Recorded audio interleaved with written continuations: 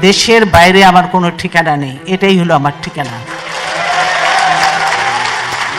এই দেশ, এই দেশের মাটি মানুষই আমার সবকিছু, কাজে আমি দেশের বাইরে যাব না। কারাগার থাকতে আমি আমার মাকে হারিয়েছি।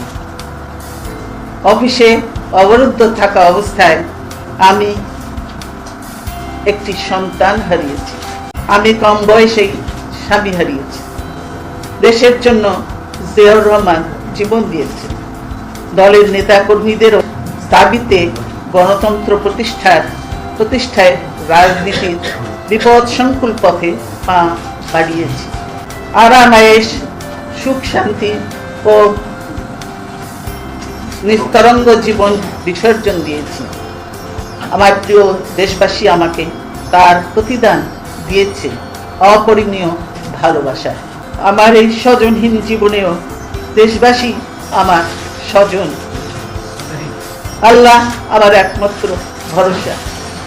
আমি যেমন থাকি, যেখানেই থাকি, যতক্ষণ বেঁচে থাকব দেশবাসীকে ছেড়ে যাব না।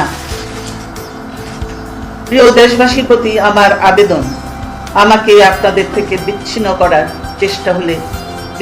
চেষ্টা হলেও বিশ্বাস করবেন আমি আপনাদের সঙ্গেই আছি।